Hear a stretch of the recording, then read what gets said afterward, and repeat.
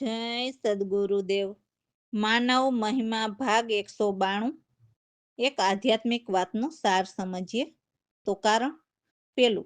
તો કારણ તે માયાનું સ્વરૂપ છે અને તે ત્રિગુણી માયા કહેવાય છે અને 3 ગુણ તેનાથી નિપજ્યા એટલે મા કહેવાય છે. બાકી તે શૂન્ય સ્વામીની છે. જોકે વિજ્ઞાન કંઈક જુદું કહે છે, પણ જેને જ્ઞાન દર્શન અને અનુભવ કર્યો હોય અને તે જ્ઞાનના વિજ્ઞાનને નજરે નિહાળ્યું હોય તે સત્ય કહે છે. પછી માયા તત્વોથી આ બધું દેખાય છે તે ઉત્પત્તિ તેની છે, જેને પરમાત્માના જ્ઞાનીઓ ક્ષરની ઉત્પત્તિ કહે છે. એટલે ક્ષરની ઉત્પત્તિનો નાશ છે તેમ કહે છે. હવે પરમાત્માના જ્ઞાની અભ્યાસી હોય તે ક્ષર અને અક્ષર પુરુષોત્તમ બંને નાશવંત કહે છે. તો અક્ષર પુરુષોત્તમની ઉત્પત્તિ નિર્ગુણ પરમાત્માના નામથી થયેલ છે. એટલે પરમાત્માના જ્ઞાનીઓ નામ થકી સૂર્ય, ચંદ્ર, ધરતી, આકાશ, માયા અને મેદની કહે છે. અને આ ઉત્પત્તિમાં બધું જ આવી જાય છે. વેદ, શાસ્ત્રો, કુરાન, પુરાણ બધું જ આવી જાય છે. અને તે આ ભેદુ પુરુષ પરમાત્માનો ભેદ જાણતા નથી. એટલે પરમાત્માના જ્ઞાનીઓ કહે છે કે ઉત્પત્તિ તેનો લય થવાનો છે. પણ જેની ઉત્પત્તિ જ નથી અને જેનો લય જ નથી એટલે નાશ નથી, એવા અવિનાશી પરમાત્માના ઘરનું આત્મા છે. અને તેવા અવિનાશી પરમાત્મા લય થવા માટે સદગુરુ કરવાના છે. અને સદગુરુના જ્ઞાન જે જીવ સમજી શક્યો ન હોય તો તે જેનો નાશ છે તે દેહ ધારીને મૂકી શકતો નથી. કારણ કે તેને સાચી સમજણ ન પડવાથી જન્મ મરણ જતું નથી. કારણ કે એકથી જ અનેક છે. તો અનેકની પાછળ શું કામ છે? જેને સદગુરુનો સાચો બોધ લાગે પછી તેવા જીવ એક અવિનાશી પરમાત્મા સિવાય ક્યાંય ભટકણ કરે નહીં. કારણ કે જેને આત્મા સ્વરૂપનું ભાન થઈ ગયું હોય અને તેને પામ્યા વગર જન્મ મરણ બંધ થતું ન હોય તો પછી તેની લેહ ક્યાંય લાગે જ નહીં. અને આવું પરમાત્માના જ્ઞાનીઓ દર્શન કરાવે અને સમજાવે. અને તો એ જીવ ભટકે તો તેમાં સદગુરુ શું કરે? મનન કરો. રામ ભરોસે. સદગુરુ એમની વાણીમાં કહે છે કે શુદ્ધ દ્રષ્ટા એક સ્વયં પ્રકાશ છે, જેની દ્રષ્ટિમાં કોઈ ફેર ન પડે.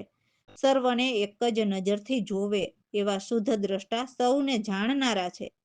એ જ એક અદ્વૈત, તેમાં બેપણું ન હોય એવા અનંત અગોચર, જેને કોઈ જાણી ન શકે. જે બધા દ્રશ્યો દેખાય છે એ તો દ્વૈત વિલાસ છે, જે બેપણાનું ભાન. એકને નથી જાણતા એ અનેકને જાણવા જાય છે, જે આ પૃથ્વી ઉપર દેખાય છે તેને. પરંતુ સાચા સુખવાસ તો એક અદ્વૈત છે. અનપ્રમાણ નિર્વાણ ધન એટલે એવા સાચા અવિનાશી ધન છે, જેના પ્રમાણ કોઈ જાણી ન શકે. એવા લોમ પ્રતિલોમ એટલે ઊંચા નીચા કે લાંબા પહોળા ન થાય એવા પ્રતીક અપ્રતીક છે. ઉપાસના નહીં, કર્મ કે ભ્રમ ન કહેવાય. પ્રમા અપ્રમા એટલે જ્ઞાન અજ્ઞાન, એમ દ્વૈત એટલે બેપણાનું જ્ઞાન નહીં એવા શુદ્ધ સનાતન રાશિ છે.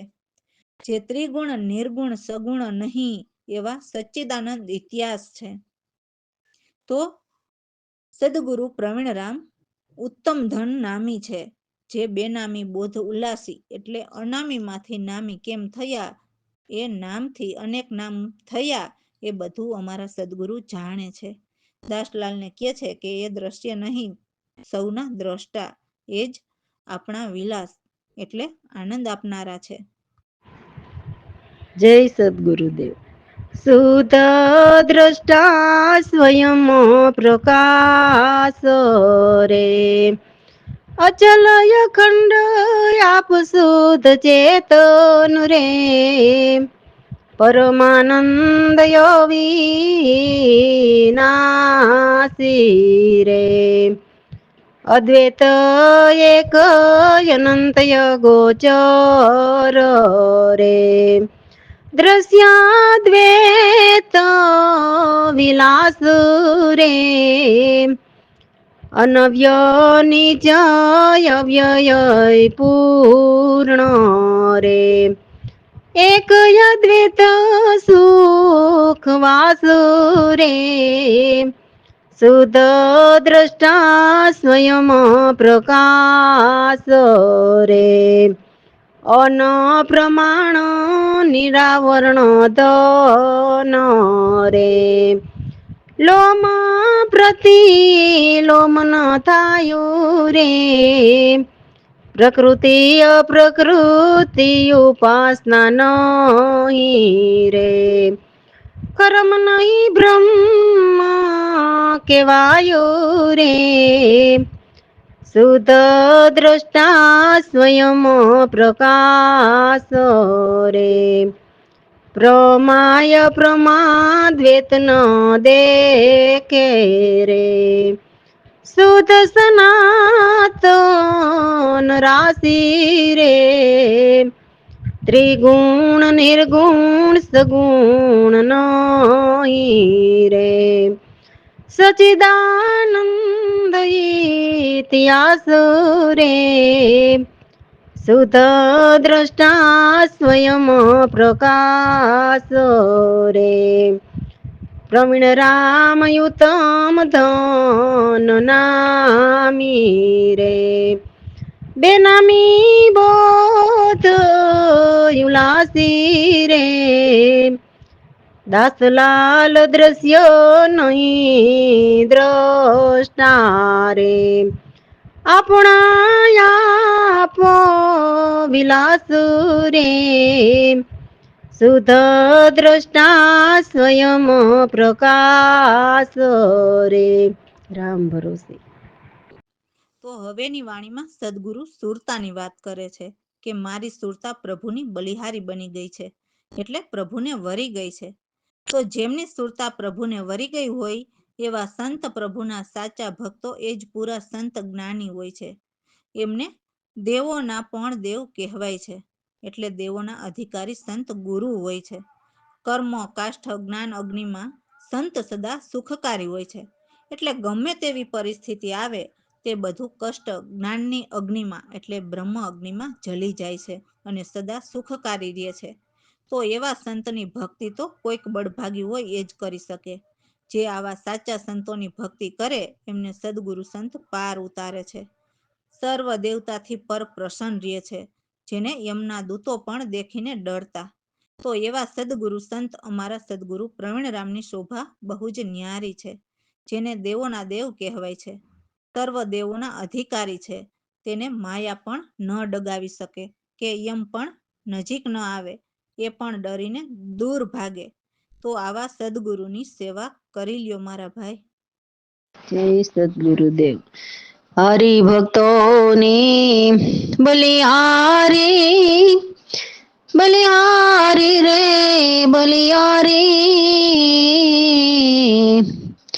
ભગવાન ભક્ત ગુરુ સંત જ્ઞાની સૌ દેવોના અધિકારી હરિભક્તોની બલિહારી કરમ કાષ્ટ જ્ઞાન યજ્ઞમાં સંત સદા સુખકારી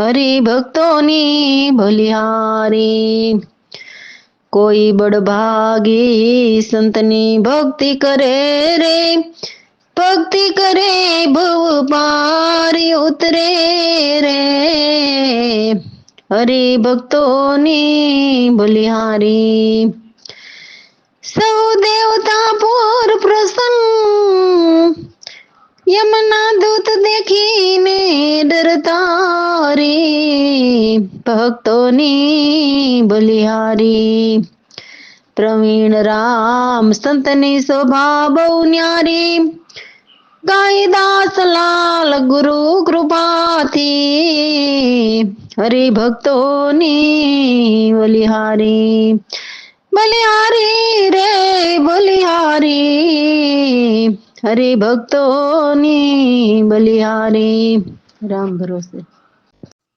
તો જે દેવોના પણ દેવ હોય એવા સદગુરુ મોક્ષના પંથ બતાવે છે, જે સૌથી ન્યારા હોય છે. સદગુરુ સમજાવે છે કે તમે યજ્ઞ તપ દાન કરો, તે પુણ્ય કરવાથી તમને સ્વર્ગધામ જરૂર મળે છે. પરંતુ એ સ્વર્ગના સુખ ભોગવવાનું કર્મ પૂરું થતાં પાછું આ મૃત્યુલોક ઉપર અવતાર ધરીને આવવું પડે છે. એટલે જગતના જીવ કર્મની દોરીથી બંધાયેલા છે. સારા નરસા કર્મ કરેલા હોય એ રીતે ઉપર નીચે અવતાર મળે છે. એમ જ જીવ જગતમાં ભટકતા ફરે છે, પણ સત્ય જાણ્યા વિના એનો નિસ્તાર નથી. પૂજા કરે, ધૂમધખાર તાપમાં તીર્થ ફરે, નિત્ય હોમ હવન કરે, વ્રત ઉપવાસ કરે, એથી જ્ઞાનના અજવાળા થાય નહીં. ઉલટાના એક એક શ્વાસા રોજના વેડફાઈ જાય છે, છતાં જ્ઞાન એટલે પરમાત્મા મળે નહીં. જો કોઈ સત્યજ્ઞાની સંતના સંગમાં બેસીએ તો જ વિચાર રૂપ ઈશ્વરના પામીએ.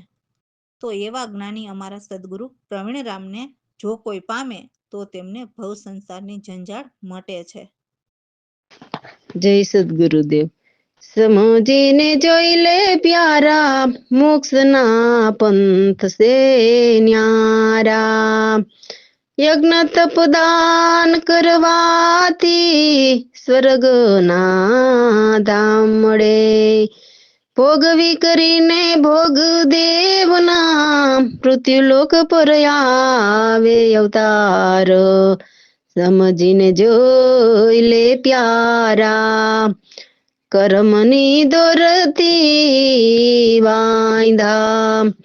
ક્યારેક ઉપર ક્યારેક નીચે ભટકતા જીવ જૂઠામાં ફરે. ન હોય નિસ્તાર સમજીને જોઈ લે પ્યારા. કરે પૂજા કરે તીર્થ, કરે પૂજા ફરે તીર્થ યજ્ઞમાં, હોમ હવન નિત્ય કરે. વ્રત ઉપવાસ બહુ જ ન થયા જ્ઞાન યુજિયારા, સમજીને જોઈ લે પ્યારા. સંતના સત્સંગમાં બેસી વિચાર રૂપ ઈશ્વરના, જે પ્રવીણ રામને પામે મટે બહુ સંસારની જંજાળ. સમજીને જોઈ લે પ્યારા, મોક્ષના પંથ સે ન્યારા. રામ ભરોસે. મારા સ્વરૂપ કહીએ એવા. તો અહીં પરમાત્માના સ્વરૂપની વાત કરવામાં આવી છે કે જેમાં બીજી કોઈ જાણ જરા પણ ન હોય. એ એક જ જાણ છે. એ એકને જાણવાથી સર્વ જાણી જવાય છે. સદગુરુ કહે છે કે એ સર્વાધિષ્ઠાન સકળ બતાવું, એટલે એ જ એક સર્વના કરતા છતાં અકર્તા એમના સ્થાન તમને બતાવું, એમ સદગુરુ કહે છે. અને કહે છે કે સર્વ રૂપ મારા, પણ એ રૂપમાં હું ન આવું.